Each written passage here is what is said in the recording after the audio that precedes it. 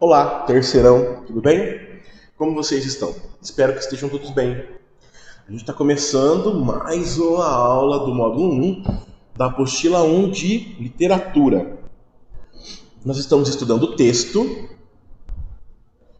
e na aula passada a gente parou aqui, nos recursos de referenciação, quando a gente estudou intertextualidade. Agora, abra comigo a apostila na página 37. A gente vai fazer aqui, uma leitura sobre os modos de organização textual. O que são modos de organização, David? Nas nossas andanças, assim, entre aspas, pela vida, a gente precisa de situações de texto, de produção de texto, das mais diversas situações, em casa com a família, na escola com os amigos, na faculdade com o professor, até na festa, numa prova do Enem.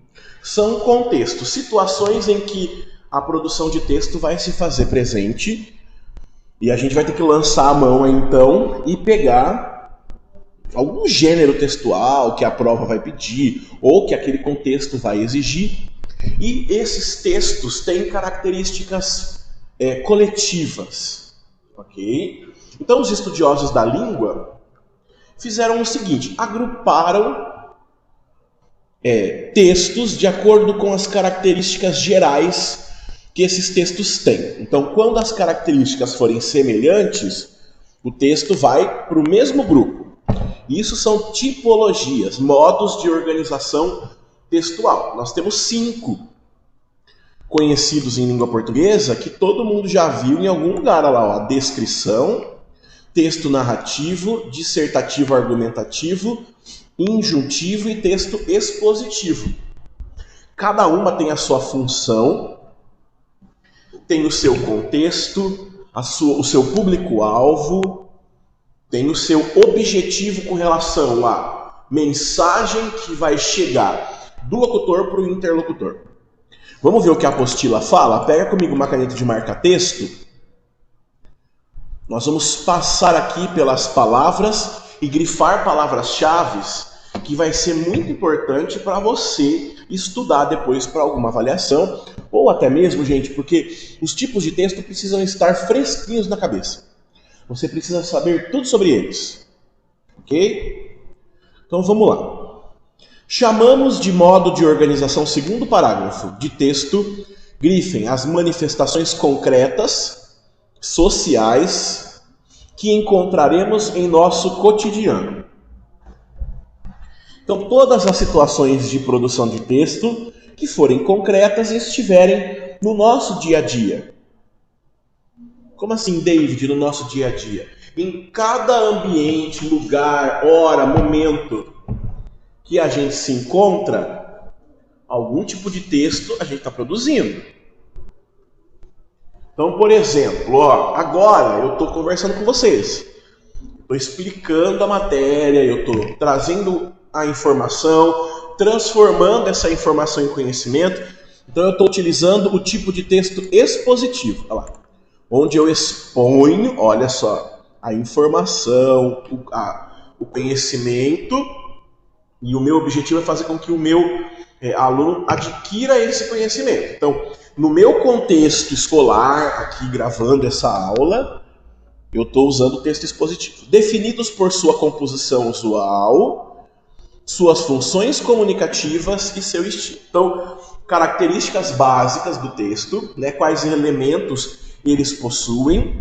Por exemplo, a gente já sabe que todo texto narrativo tem narrador, tem alguém que conta essa história, tudo bem? Já no texto dissertativo do Enem, não tem esse texto, esse narrador. Ok? Então eu vou agrupar os textos pelas composições usuais, pelas funções comunicativas, ou seja, os objetivos, as estratégias utilizadas e o estilo também de escrita e de linguagem. Segundo esses critérios, fica claro que um poema é diferente de uma receita. Olha lá, o próprio nome já disse, poema e receita são gêneros diferentes. Um anúncio publicitário é diferente de um sermão religioso, por isso que são de gêneros diferentes. Uma piada, né, uma anedota, é diferente de um obituário, que é aquele documento onde sai as causas das mortes. Olha lá, são gêneros diferentes que se agrupam em modos de organização semelhantes. Vamos lá?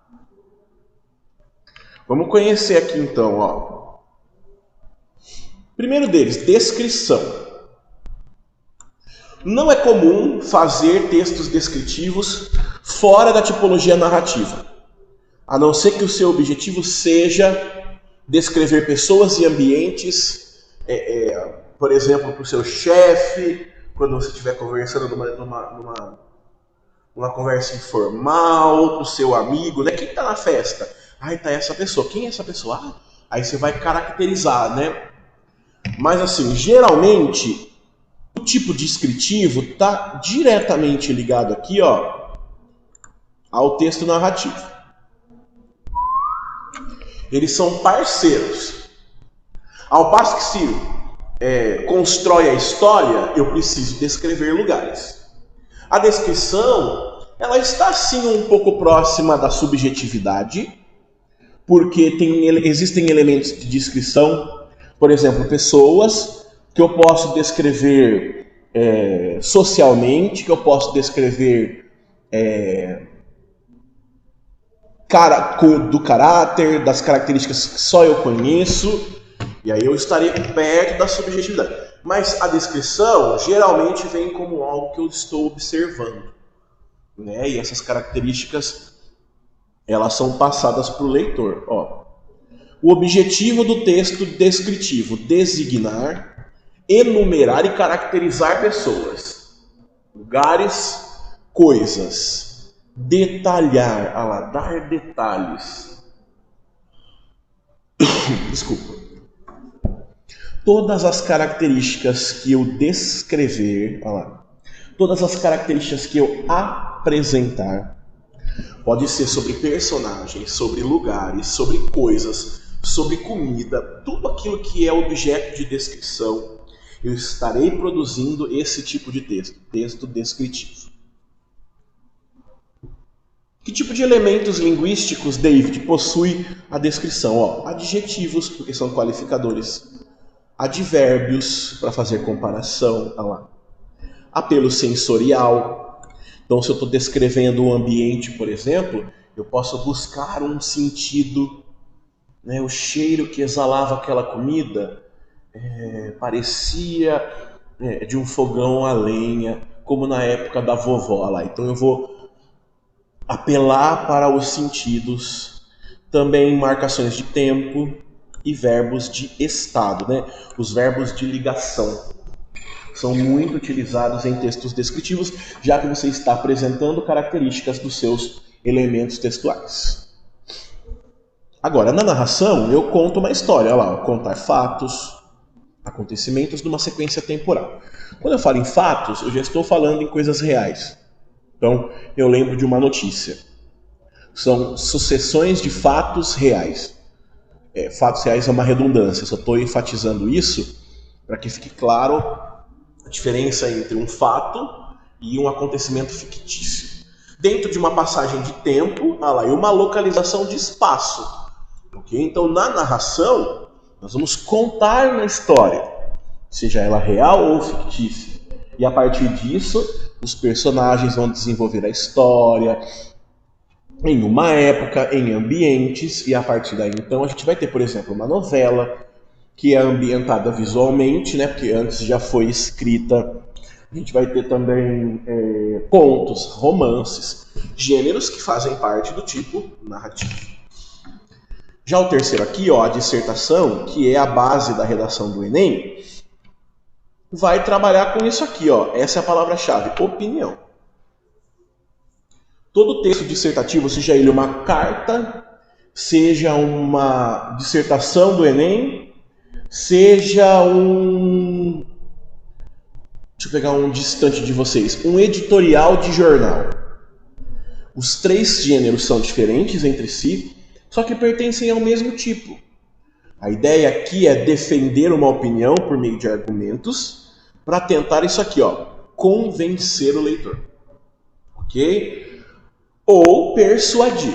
O convencimento está mais para fatos, mais para informações, e a persuasão mais para o lado subjetivo, né, para o lado emocional. Já a injunção trabalha com instrução. Essa é a palavra-chave. Como fazer algo. Está muito presente no nosso dia a dia, em receitas, em manuais de instrução, bula de remédio. São aqueles gêneros que eu acho que estão mais próximos da gente no dia a dia. A gente tem contato com eles. Os verbos no imperativo são marcas. Olha lá, verbos no imperativo. Verbos que dão conselho, ordem, instrução, ensinamento. Enumera procedimentos. Então, numa receita, por exemplo, a gente tem quebre os ovos na tigela, misture leite, óleo, trigo, mexa até ficar com uma textura homogênea, junte o chocolate e põe no forno. Olha lá. São procedimentos, modo de fazer as coisas, para chegar em finalidade.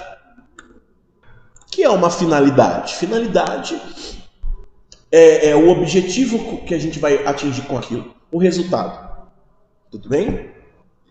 Já o texto expositivo faz parte dos gêneros jornalísticos, acadêmicos, né, como os textos de escola, artigos científicos, porque tem a intenção de informar, então a base é informativa, fazer as pessoas refletirem sobre algo, explicar teorias, avaliar conceitos, e aí mostrar por meio de estudos esses conceitos, ok? Aqui está conceituar. Expor ideias. Esse expor ideias deve ficar restrito à informação, ao ensinamento. Não partir para a opinião, porque senão já muda de gênero, de tipo. Aí já vem aqui para dissertação, tá? E analisar situações de mundo. Ok? Beleza? Esses são os modos de organização textual. Agora aqui vai trazer um exemplo de cada tipo, né? Mas a gente não precisa disso. Não precisa disso agora, tá?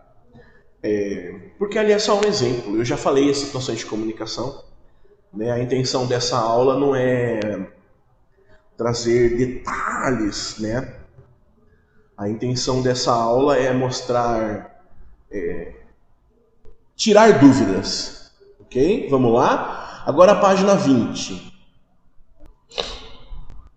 Agora a gente vai retomar aqui, ó, as funções da linguagem. Existem aí 6 tipos de função que caracterizam esses tipos de texto que a gente acabou de ver. Por exemplo, ó,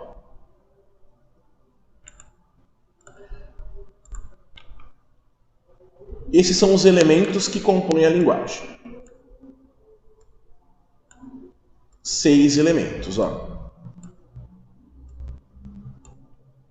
O emissor, representado pela primeira pessoa, é quem começa o diálogo, aquele que transmite a informação. O receptor é o parceiro do emissor no processo de comunicação. É aquele que vai receber a mensagem e fazer a interação com o emissor. A mensagem é o conteúdo, o texto que a gente está estudando, que tem um objetivo. O código é a própria linguagem em si. No nosso caso agora, a gente está fazendo comunicação a partir do código língua portuguesa. Tudo bem? Tem ainda o canal, que é o meio por onde está sendo transmitido. Se a gente pegar, por exemplo, uma notícia, o meio é um jornal. O contexto ou referente são os elementos que circundam a proposta de produção de texto. A partir desses meios aqui, a gente tem as funções de cada linguagem. Ó. Vamos lá, pega uma caneta de marca-texto aí. Função emotiva ou expressiva ocorre quando o emissor se coloca no centro do discurso. Grifem, emissor no centro do discurso. Explorando sua subjetividade. usando primeira pessoa nos verbos e pronomes, marcados com interjeições, aquelas palavras que mostram, que dão ideia de emoção, adjetivos e advérbios emotivos, que vão ali trazer ainda mais sentimentalismo para aquele texto, uso de reticências como pausa, pontos de exclamação, pontos de interrogação para perguntas que vão trazer reflexão. Tudo bem? Por exemplo, pode vir num poema, como esse do Casimiro de Abreu aí, ó, que se chama Meus 8 Anos. Ah, esse poema é tão bonito. Ó que saudades que tenho da aurora da minha vida, da minha infância querida, que os anos não trazem mais. Aí veja que é puro sentimentalismo. Olha lá, a função desse poema é emotivo. A ideia de resgatar a saudade, a nostalgia, o passado, em uma contraposição com os problemas do presente, fazem desse texto emotivo, porque a ideia é colocar os sentimentos do emissor, do locutor, no centro da linguagem poética. Daí a gente tem aqui, ó, as exclamações, as interjeições, né? Oh! Ah, eu tive uma ideia. Por que a gente não ouve esse poema inteiro? Vamos ouvir? É muito bonito esse poema. Ah, e para recitar esse poema lindo do Casimiro de Abreu, eu trouxe um vídeo do nosso eterno Paulo Altran. Vocês nem sabem quem é, porque vocês são crianças, né? Aí não assistiam televisão nessa época ainda. Paulo Altran foi um enorme, grandíssimo ator de televisão e se envolveu muito com a arte. Faleceu em 2007, aí há 13 anos atrás, e deixou a TV brasileira órfã. E aí ele participava assim, de rodas de discussão na TV sobre literatura, gravou muitos poemas narrados, né? E ele gravou esse. Vamos ouvir então, Meus 8 Anos, na voz do Paulo Altran? Hoje, com 83 anos de idade, eu acho que eu diria esse poema assim. Oh, que saudades que eu tenho da aurora da minha vida, da minha infância querida, que os anos não trazem mais. Que amor, que sonhos, que flores, naquelas tardes fagueiras, à sombra das bananeiras, debaixo dos laranjais. Oh, dias da minha infância, oh, meu céu de primavera, que doce a vida não era nessa risonha manhã. Em vez das mágoas de agora, eu tinha nessas delícias de minha mãe as carícias e beijos de minha irmã. Livre filho das montanhas, eu ia bem satisfeito, da camisa aberta o peito, pés descalços, braços nus, correndo pelas campinas, à roda das cachoeiras, atrás das asas ligeiras das borboletas azuis. Naqueles tempos ditosos, ia colher as pitangas, trepava a tirar as mangas, brincava à beira do mar, rezava as Ave-Marias, achava o céu sempre lindo, adormecia sorrindo e despertava a cantar. Oh, que saudades que eu tenho da aurora da minha vida, da minha infância querida, que os anos não trazem mais. Que amor, que sonhos, que flores, naquelas tardes fagueiras, à sombra das bananeiras, debaixo dos laranjais. A gente só vai entender por que o Paulo Altran se emocionou ao falar sobre essa função da linguagem quando a gente estiver na idade dele, né? E a gente se posicionar saudoso da infância que a gente teve, porque eram dias de glória. Bom, eu vou até parar por aqui. Esse poema me fez refletir sobre a vida. Eu vou até parar por aqui, para a gente não esticar muito tempo de aula, para você não cansar. Lembra na próxima aula que eu parei aqui e eu vou continuar da função emotiva, tá bom? É rapidinho, daqui a pouco já tem aula de novo. Beijo, viu, crianças? O professor volta na próxima aula. Tchau.